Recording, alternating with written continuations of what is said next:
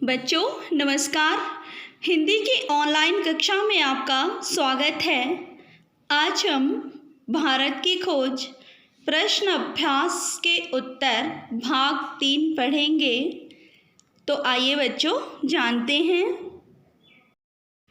प्रश्न नंबर 13 है, कौटिल्य के अर्थशास्त्र में अनेक विषयों की चर्चा है, जैसे व्यापार और वाणिज्य, कानून और न्यायालय, नगर व्यवस्था, सामाजिक रीति रिवाज, विवाह और तलाक, स्त्रियों के अधिकार, कर और लगान, कृषि, खानों और कारखानों को चलाना, दस्तकारी, मंडियाँ, बागवानी, उद्योग धंधे, सिंचाई और जलमार्ग, जहाज और जहाजरानी, निगमें, जनगणना, मत्स्य उद्योग, कसाई खाने, पासपोर्ट और जेल सब शामिल हैं।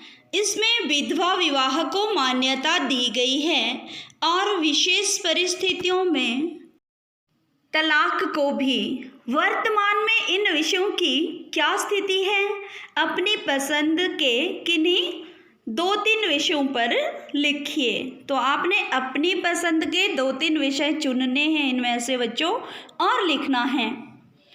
तो इसका उत्तर होगा, भारत के व्यापार में वर्तमान में इन विषयों की स्थिति में काफ़ी परिवर्तन हुआ है। इनमें कुछ क्षेत्रों की स्थिति इस प्रकार है। व्यापार और वाणिज्य, वर्तमान समय में भारत का व्यापार और वाणिज्य काफ़ी विकसित रूप में है। अब हम कई वस्तुओं का निर्यात करते हैं। अब हम खरीदते ही नहीं हैं बच्चों, बेचते भी हैं, बाहर अपनी वस्तुओं को निर्यात करते हैं। जैसे भारतीय वस्त्र, कंप्यूटर तथा अन्य मशीनें भारत से अन्य देशों में निर्यात की जाती हैं। इन क्षेत्रों में लगातार प्रगति हो रही है। कृषि, भारत एक कृषि प्रधान देश है। कृषि की दशा में काफ़ी सुधार हो रहा है।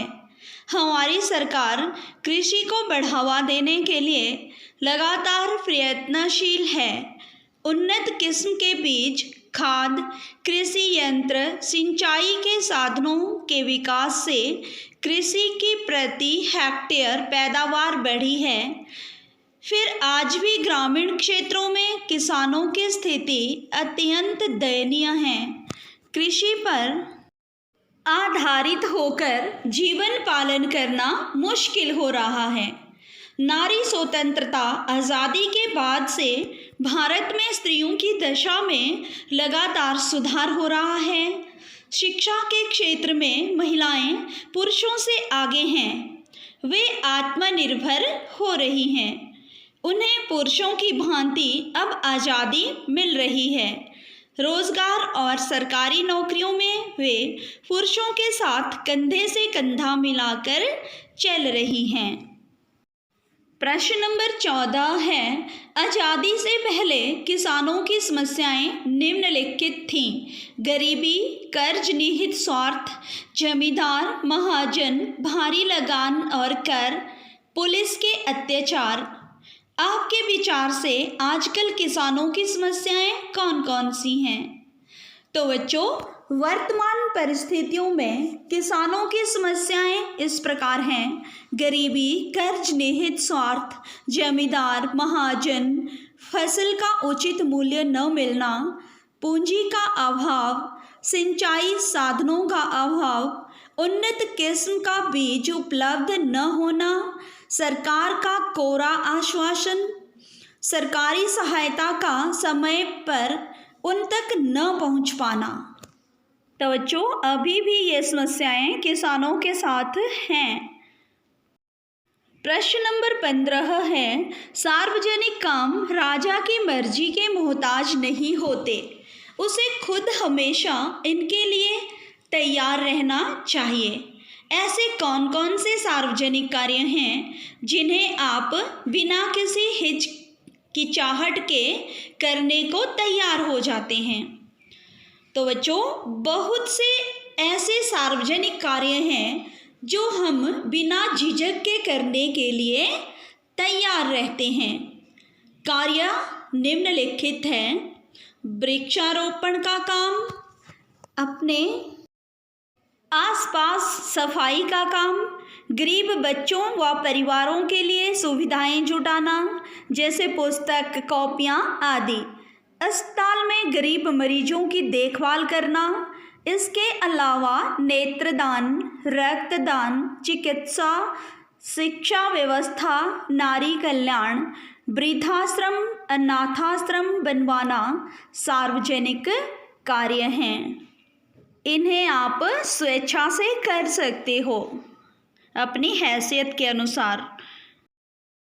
प्रश्न नंबर 16 है, महान सम्राट अशोक ने घोषणा की कि वह प्रजा के कार्य और हित के लिए हर स्थान और हर समय हमेशा उपलब्ध हैं। हमारे समय के शासक या लोक सेवक इस कसौटी पर कितना खरा उतरते हैं, तर्क सहित लिखिए।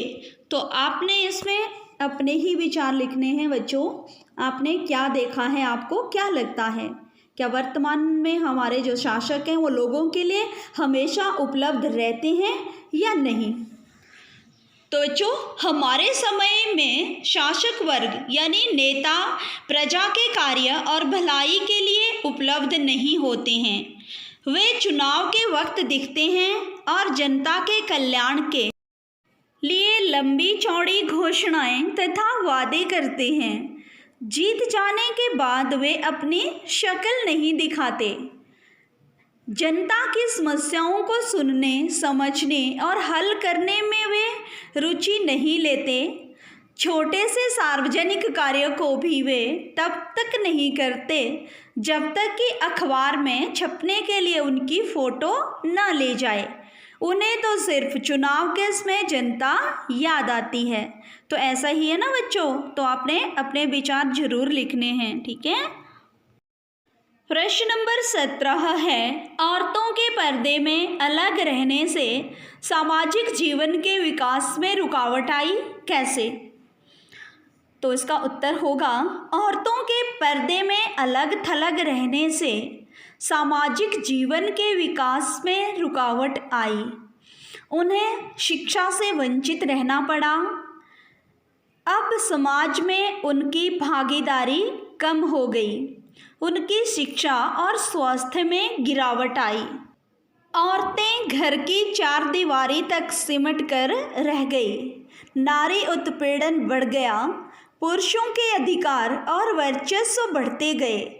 इससे समाज के विकास में रुकावट आई। क्योंकि समाज की आधी आबादी अगर पर्दे में रहने लगेगी तो विकास में तो रुकावट आएगी ही। क्योंकि औरतों को ना पढ़ाया जाता था, ना लिखाया जाता था। उन्हें घर में ही रहने की इजाज़त थी, ना वो बाहर निकल सकी। तो विकास में तो बाधा आएगी ही बच्चों। तो बच्चों, ये था प्रश्नोत्तर भाग 3। आपने पूरी वीडियो को ध्यानपूर्वक देखना है, समझना है और उसके पश्चात प्रश्नों के उत्तर लिखने भी हैं और याद भी करने हैं। लिखने के पश्चात व्हाट्सएप के माध्यम से अपने कक्षा के शिक्षक या शिक्षिका जो भी आपको हिंदी पढ़ाते हैं उनको ज़रूर भेजने हैं। आज के लिए इतना ही। आप अपना ख्याल रखें। आजकल आप लोग विद्यालय में जा रहे हैं तो सामाजिक दूरी का ख्याल रखें और मास्क लगाकर ही जाएं। वैक्सीन लगने तक अपना ख्याल ज़रूर रखें। इसी के साथ धन्यवाद।